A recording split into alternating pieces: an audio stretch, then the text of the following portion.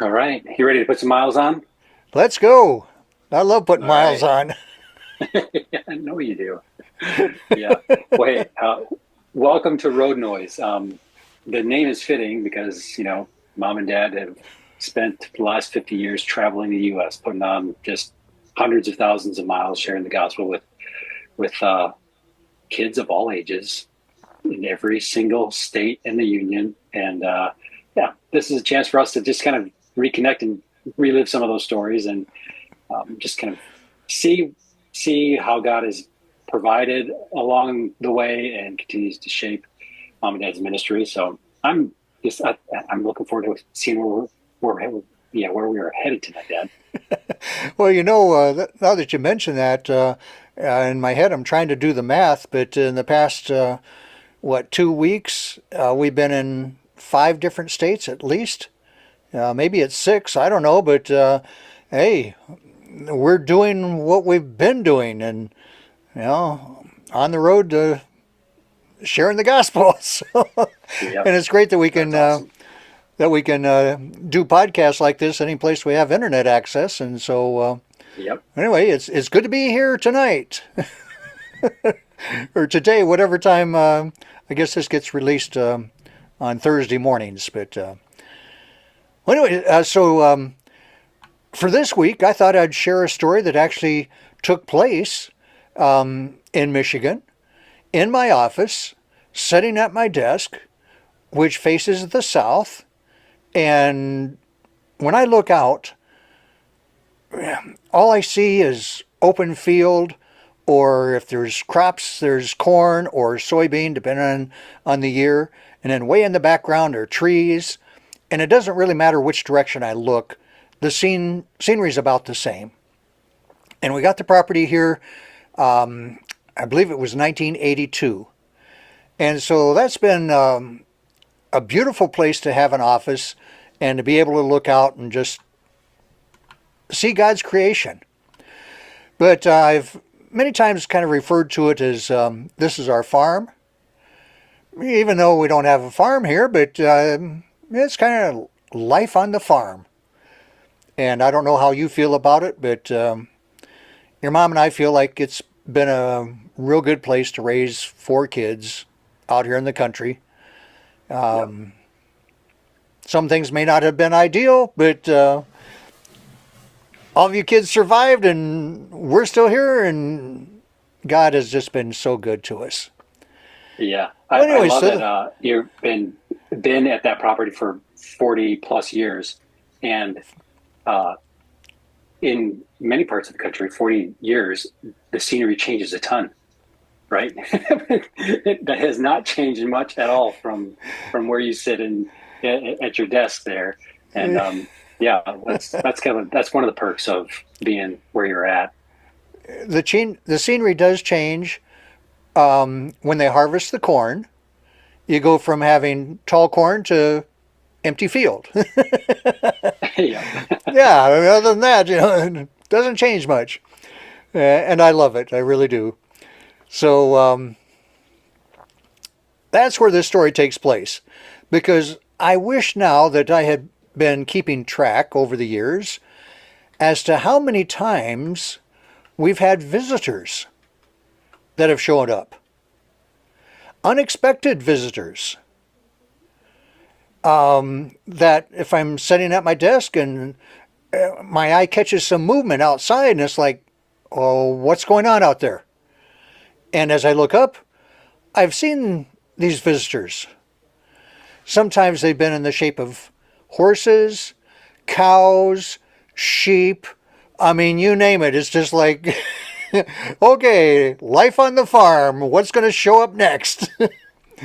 And most of the time, these visitors have escaped from the neighbors.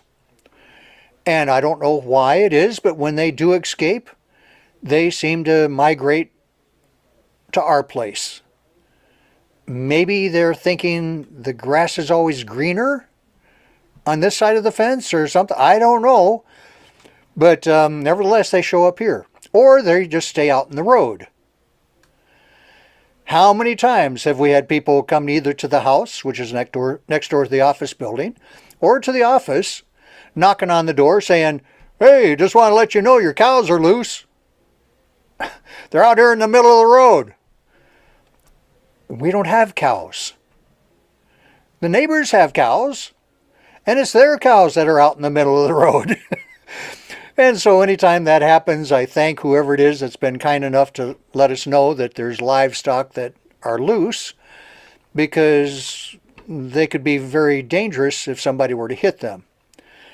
And so part of my job description back on the farm is to be a rustler of cattle or sheep or whatever the case may be. And that's what happened on this particular day.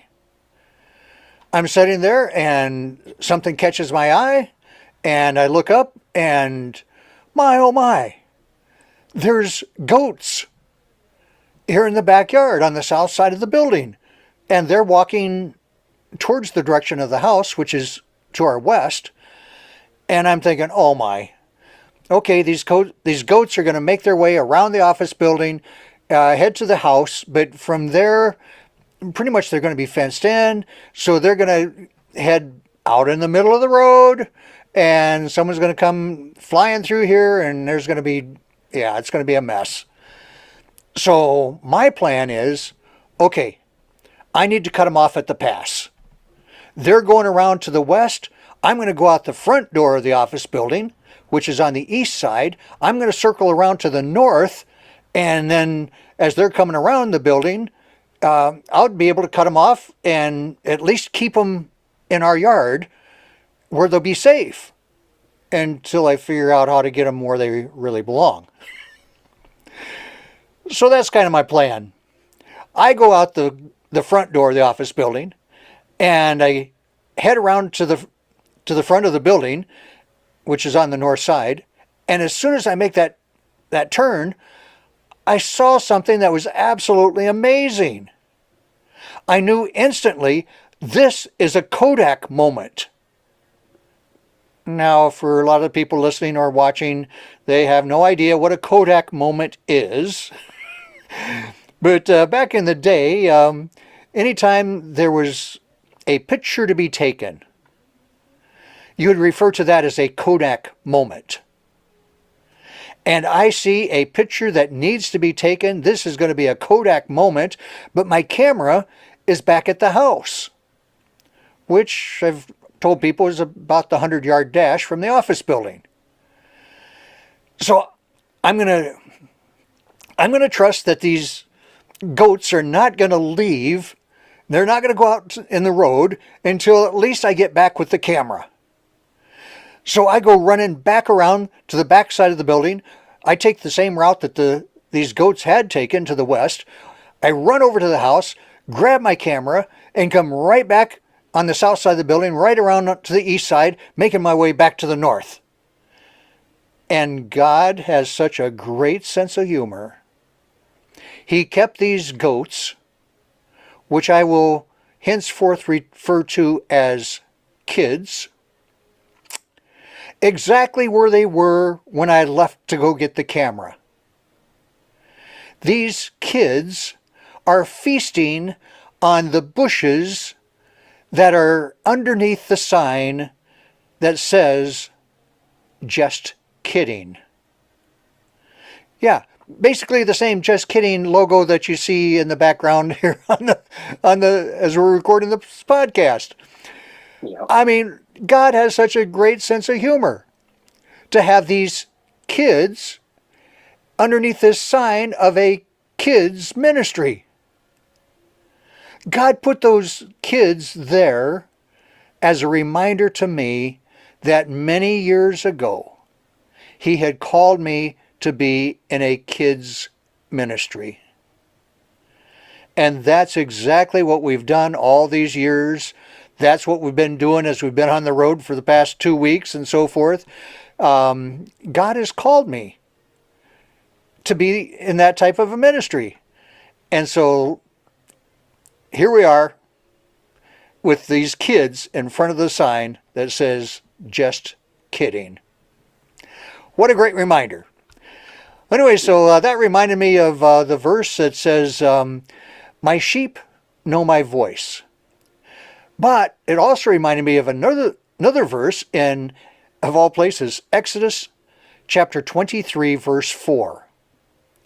I'm sure that all of our listeners have memorized that verse. But in case there's somebody that hasn't memorized that verse, let me share it with you. If you meet your enemy's ox or his donkey going astray, you shall bring it back to him.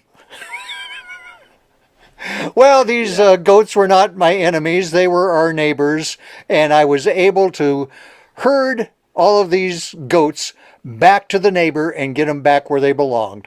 Well, anyways, so I just thought I would share that, and that's a little story of life on the farm.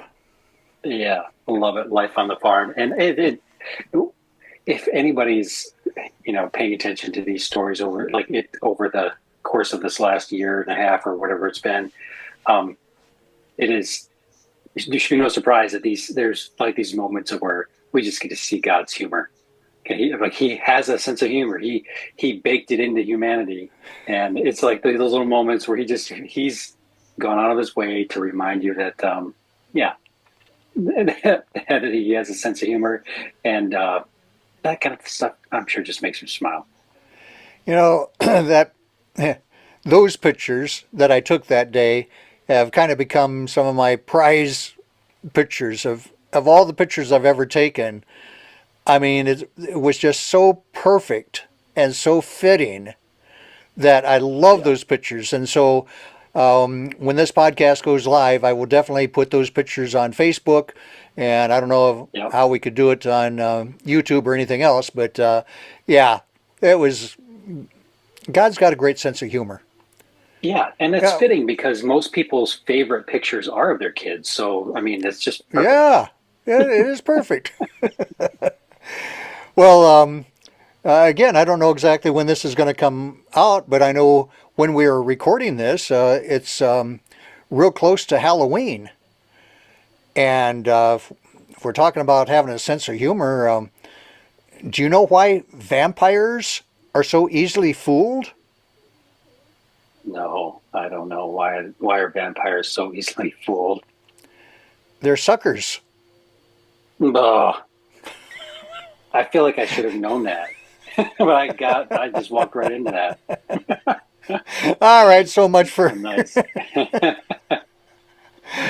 Yeah. Well, let's park it here, and we'll go get some candy. Maybe, I don't know. Trick or treat. Trick or treat. All right. Yeah, smell my feet. All right, let's park it and get out of here.